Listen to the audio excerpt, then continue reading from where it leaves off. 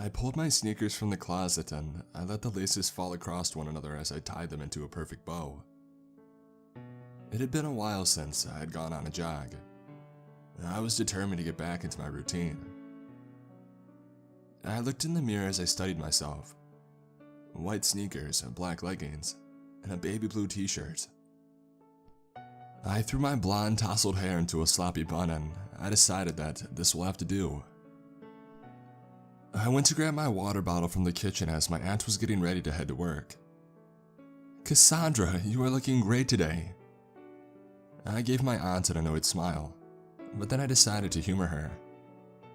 I was probably looking a lot better in her eyes than when I first moved in with them. "Are you heading out for a run this morning?" "Yeah, I figured it would be good to start getting some fresh air. I finally have the energy now." She grabbed her coffee sitting on the counter along with the orange chip sitting against my purse. 30 days sober, Cassandra. You should be proud of yourself."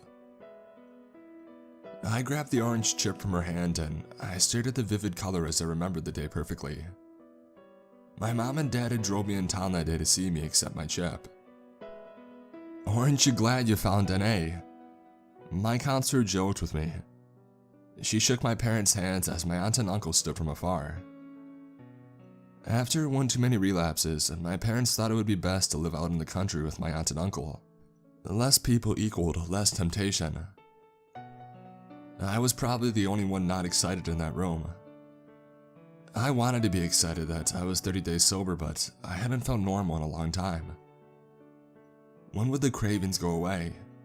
When would I start feeling normal again? And when would my brain stop going haywire? My aunt and uncle had been taking turns accompanying me to my NA meetings for the past 30 days. I could tell they knew the struggle that I was facing, but my parents had no idea. They hadn't seen me for 30 days. To them, I was a whole new person on top of the world. The counselor handed me the chip as my mom clapped her hands in excitement. "In all seriousness, this chip has strong importance tied to it, Cassandra. Orange is the color of caution. You should be cautious at 30 days. That was 10 days ago and I'm finally starting to have more and more energy. I clenched the orange chip in my hand and I smiled back at my aunt. "Thanks, Aunt Connie. That is a big accomplishment, isn't it?" She grinned back at me and then set off for work. My sneakers thudded against the gravel road as I ran by each row of corn stalks. We didn't have many neighbors and hardly any cars came down our road, which led to me being quite bored on these runs. The occasional tractor would drive by, but that usually meant me jumping out of the way and having to pause my run. A wooden rundown fence held the overflowing corn stalks from reaching the road. I ran harder and I let my hand hit each piece of corn that hung into the road. Day after day, I would run this route. I started having more energy, and I generally began to feel a lot better, physically and mentally. Each day, I would push myself and run just a little further. Adrenaline was my new drug of choice, and I was basking in it. Eventually, I had run far enough to reach a small trail off the gravel road. The trail looked wide enough for a car to drive down, but there was grass peeking through which made me think not many cars were driving down this way. Bored with my routine, I decided to run down this newfound path. The browned October leaves crunched beneath my sneakers as I ran down the abandoned road. A beautiful display of orange, yellow, and red leaves danced above me in the trees. I took a deep breath in, enjoying the crisp fall morning. I stopped for a breather once I made my way to the bend in the path, and that's when I noticed the house off in the field. I didn't think that I had ran too much farther than normal, but I swear that there wasn't a house nearby for miles. I decided to run down towards the house to see if there was anybody my age. It would be nice to have some sort of friend out here. The tall grass swept against my thighs as I ran down the field. I could see the house more clearly now. It was an old two-story house with gray wood. It looked to be very old. It must have been a family heirloom farm. I thought to myself. I stopped when I was about 10 feet away from the lawn. This eerie feeling washed over me that I couldn't shake. I noticed that there were no birds singing, no bugs were chirping, and nobody was outside. The area almost looked to be vacant. I was just about to turn around and head back to the road when something caught my eye. In the far left field from the house, there was a scarecrow hanging. I squinted my eyes to get a better look, and that's when I felt the prickle of 1,000 army ants run up my back. The scarecrow's hair blew in the wind, flashing the side of its cheek. The realistic flesh of the scarecrow made my knees cave in. I fell to the ground as I prayed I wasn't seeing what I thought I was seeing. One strong gust of wind, and I saw the scarecrow's face turn towards mine. A human face. I shrieked and I ran home as fast as my legs could carry me without looking back. I probably broke my record with how fast I made it home. I limped up the driveway as my legs started to give out. I could see my uncle park his tractor and run towards me. "Cassandra, are you okay? What happened?" He pulled my arm over his shoulder as he walked me inside. He set me on a bar stool in the kitchen and filled a glass cup under the running sink water. Here, drink this." I took 3 big gulps of water, and then I huffed and I puffed as I tried to catch my breath. My uncle waited patiently. "I saw a dead body hanging in the field." My uncle stared at me and he didn't say a word. "Uncle Bill, you have to do something." He tapped his fingers on the countertop as he watched my every move. I sat with my mouth hanging open. How could my uncle not be running around the house in a panic right now? "Cassie, honey, where did you get it?" "Get what? What are you talking about?" My uncle shook his head and he stared down at the floor. "You had made it to almost 60 days sober. You were doing so well. Who is the son of a bitch that got you hooked again? Hell, there isn't even hardly anybody out this way." I stared in amazement as my uncle tried to connect the dots. I felt the fear dig even deeper into my heart the minute I realized my uncle didn't believe me. He thought that I was high. "I haven't done anything." I paced up to my bedroom and I pulled open my laptop. Surely Google Earth would list the location of the house that I saw, and then I could at least investigate a little bit further. My fingers clicked the keyboard as I searched for our address. An immense spread of trees and fields covered the area around my aunt and uncle's house. I clicked the screen and I dragged the mouse around to search the area. I knew that I took a left on my run once I left the house, and then I took another left on the road that I had found. My eyes scanned along the gravel path as I pulled my cursor across the screen. It was hard to follow my trail because many of the trees covered the path. I finally had that aha moment when I came across the same old house in the middle of the field. I zoomed in as far as the plus sign on the computer would let me go. The house looked to be around 5 miles away from my aunt and uncle's. 6 if you include the time that it took to get to the house off the trail. I didn't realize how far I had been running. The image would only go in far enough to see basic landmarks on the property.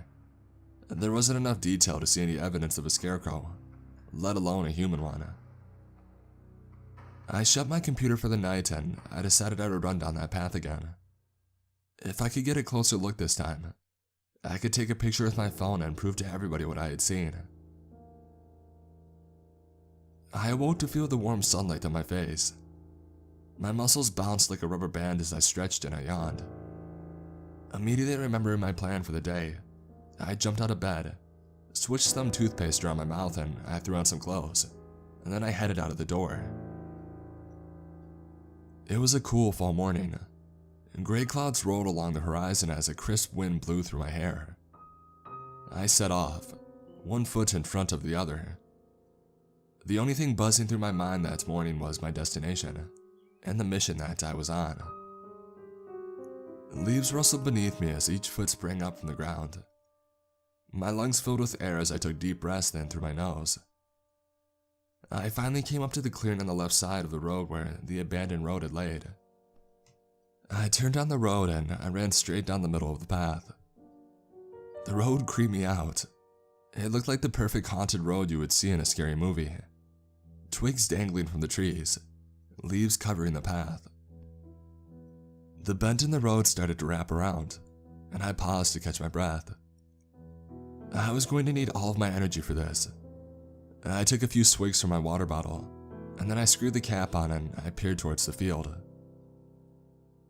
The house sat, hunched over in the field just as I had remembered it.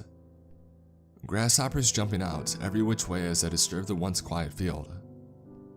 My sneakers slid against the grass as I made my way down the steepest part of the hill, skipping the rest of the way down. I glanced at the house. It looked to be abandoned. I ran up to the windows and I peered inside. The inside was gray and empty. Feeling uneasy, I turned to head towards the field that I saw the scarecrow in. As I made my way around the trees, I saw the scarecrow blowing in the wind. My heart was beating out of my chest as each step grew closer. I had never been up close to a dead body, and I didn't know how I would handle it. What if it was somebody my family knew? This town wasn't that big. I was a few feet away from the scarecrow when I heard a rustling in the bushes. My legs grew wooden as static ran through my body. Here I am investigating what might be a homicide, a dead corpse hanging out in a field, and I didn't think twice about if the murderer was still in the area. The rustling stopped just as I turned my head towards the bushes. Panic set in. What was I going to do if somebody came out of those bushes? Having seen what they have done, surely I would have the same fate as this scarecrow. I bit down on my lip and I waited, but nothing emerged from the bushes. I took a deep breath and slowly, I walked up to the scarecrow. I was on high alert now. For starters, I was nervous that I was inches away from a dead body, and second, a killer could be watching my every move. I stood in front of the scarecrow, eyes down to the ground. I guess I was scared to look up. What exactly was I going to see? Would the images haunt me forever? The pole stuck deep in the ground with a small amount of red clay on the part sticking from the hole. My eyes slowly followed the pole up. First the shoes and then the legs. Fear ran through my veins as I saw the hands dangling. Stiff purple skin covered the fingers of the arms that stuck out straight from the shoulder blades. The red flannel shirt swayed in the gentle wind. My eyes finally met hers. The corpse of a woman. My stomach gurgled. I could feel the vomit crop up my throat. I turned to throw up in a nearby bush, careful not to leave evidence that I was once present. I pulled myself together and I took a few deep breaths. I came here for a reason and I was not leaving without my evidence. I pulled my phone from my pocket and I steadied the lens, aiming towards the human scarecrow. I took a close shot of the face, a shot from afar, and I was about to take a picture of the house when I heard another rustle in the bushes. I froze and I looked to my left. Everything ran still. The only thing I could hear at that moment in time was my heartbeat, thudding along. My eyes were locked on the bush when I saw a pair of glowing eyes, and then a snout that popped out. A black bear. In a panicked shuffle, I dropped my phone on the grass and I hightailed it out of there. As I ran up the hill, I looked back and I saw the bear tracking close behind. Thick black fur stood straight up from the bear's back. A gnarly growl escaped its mouth, too close for comfort. What a stupid idea this was, I thought to myself. I saw my life flash before my eyes. How ironic would it be that I had escaped addiction to only later die by a bear attack. My feet finally met the bend in the road. I looked behind me to find that the bear was nowhere in sight. I bent over and I grabbed my knees with both hands as I panted. I wasn't familiar with the nature of bears. Was it hiding from me, ready to pounce on my weakest point? Was it trying to scare me off? Either way, I wasn't risking it to go back and get my phone. I sprinted home as fast as I could go, just in case. I was dripping in sweat from my run by the time that I made it up the driveway. The only thing I could think about was notifying the police, but I was desperate for a shower. I walked through the front door of the house and headed to the kitchen to get a glass of water. Just as I made it around the corner, my aunt and uncle stood in the kitchen, eyeing me down. I knew this wasn't going to be good by the way my Aunt Connie had her arms folded in front of her. "Cassandra, is there something that you need to tell us?" I let out a sigh of relief. My uncle must have told her what I had seen the other day. She was going to be on board with me. I wondered when the cops would be getting here for questioning. "Aunt Connie, do you know about the body? Did Uncle Bill tell you?" Silence. "Aunt Connie, Uncle Bill, what's wrong? I didn't mean to trespass on somebody's farm, but I think that maybe it's a good thing. We can get a murderer off the streets." My Aunt Connie started crying. My uncle glared at me and started shaking his head. I was so confused. Were they mad at me for what I had discovered? What was going on? "Cassie, your aunt is upset because she feels like she has failed you, and I feel the same way." My mouth dropped open in disbelief. What was my uncle talking about? "How long has it been, Cassandra?" "How long since what? You guys, I haven't done anything wrong." "Oh yeah? Then can you explain why you missed your NA meeting today for your 60-day chip?" Shit. I had forgotten all about today. My aunt and uncle must have been sitting, waiting for me. Of course I knew this looked bad, but with all the excitement of finding a body, it completely slipped my mind. "There is a murder on the loose in this area, and I can prove it. I got pictures of the body, you have to believe me. That's why I missed today's meeting." "Okay, then show us these pictures that you speak of." I reached in my pocket for my phone, and then I remembered the bear incident. "Well, I did have my phone, but a bear almost attacked me and..." My uncle cut me off after that. "Of course, it's never your fault, Cassandra. We aren't going to fall for these excuses. We told your parents that we would take you in, and you were doing better, Cassie. We had high hopes for you. It pains us to have to do this, but we just think that it is in your best interest to go off to rehab at this point." A wave of dread washed over me. My own family didn't believe me. They thought I was hallucinating from the drugs. Truth is, I haven't felt so alive in a long time. This mystery had me forget about drugs for the first time in a while. I was clean and I had a mystery to solve. I couldn't go away to rehab. Not if there was a killer on the loose and my family was at risk. "You have until tomorrow. We are going to leave here at 2 p.m. and check you in. It would be easier on everybody if you just cooperated, Cassie." Tears shot down my cheeks as I ran off to my bedroom. What was the point of being sober right now? I had to go off to rehab tomorrow. If I was going to be treated like I was high, I might as well be high. I shuffled through my pockets and my jackets hanging in the closet, my usual hiding spot. I pulled out a bag of white powder and I set it in the dresser. I paced back and forth as I gawked at the baggie. I felt desperate. I felt down. I wanted to take a hit. I thought about being 60 days sober. Nobody believed that I was 60 days sober though. Should I do this? I thought about the euphoria that would wash over me as soon as I took a bump. It was enticing. I opened the bag and I poured out the white dust, straight into the toilet. I had a mystery to solve and I wasn't going to let an addiction get in the way. I needed to have a straight head on my shoulders. I knew that I didn't have much time, less than 24 hours to solve a crime.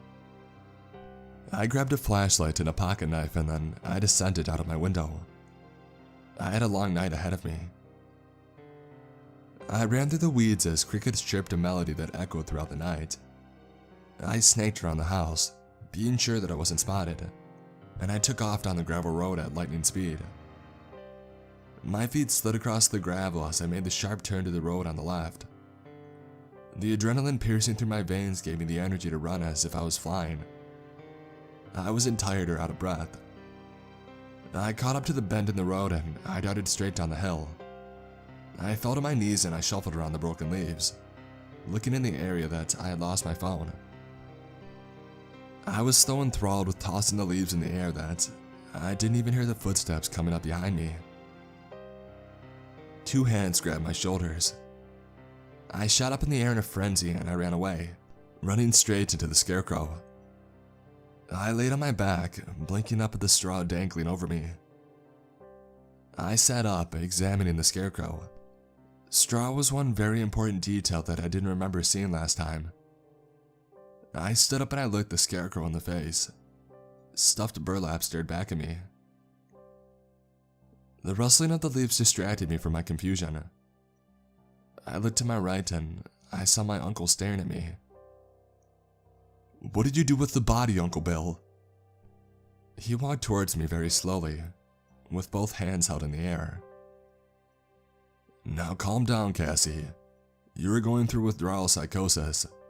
The doctor has warned us about this." "Stay away from me. Does Aunt Connie know the sick things you've been doing out in these woods?" "Cassie, it's time to cooperate. Come with me now." I took off to run in the opposite direction, when I felt a hard thud on the back of my head, and then I saw black. I woke to the soft beeping sound of the heart monitor I was attached to. I rubbed my eyes and I looked around. I was lying in a hospital bed. My mom sat in the corner chair with a red puffy face and tissue in hand. "Mom?" She popped out of the chair like a jack-in-the-box and she hunched over my bed. "Cassandra, you were doing so well. What happened out there that made you start using?" I laid there in silence, staring at the ceiling. "Honey, we know about your slip-up. The doctors did a blood test which turned out positive." The doctor came in shortly after with a folder in his hands. His hands shook as he opened the file. Clear-rimmed glasses sat on the edge of his nose. He pointed to my mom and I shook my head yes. "She's my mother." "Very good. You are experiencing what we call substance-induced psychotic disorder. Your uncle informed us of the dead bodies you have been seeing. He found you out in a field getting high, which is probably why your mind created the delusion that the scarecrow was a dead body. We have prescribed you with some medication that will help with that. Do you have any questions for me?" I sat in silence. Maybe I was going crazy. It seemed so real though. And how did my uncle know where I was going? I told him that I saw a dead body. I didn't tell him where I found it though. "Ma'am." "Thank you, doctor, no questions." The wheelchair squeaked as I was rolled down the hallway to the parking lot.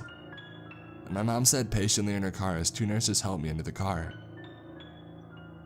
"I bet your aunt and uncle will be happy to see you out of the hospital a day sooner than expected."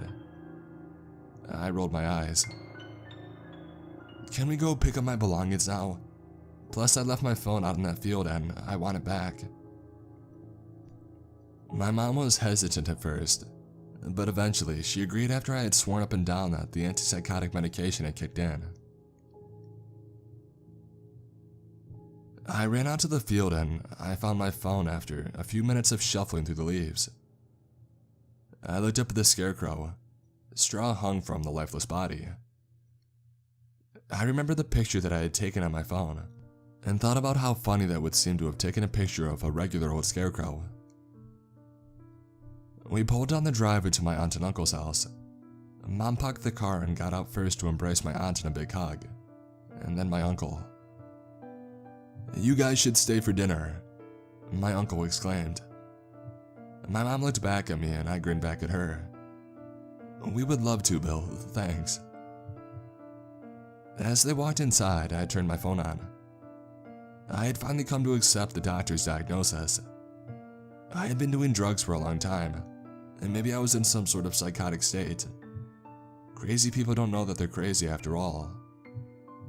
My aunt and uncle are truly amazing, I thought in my head.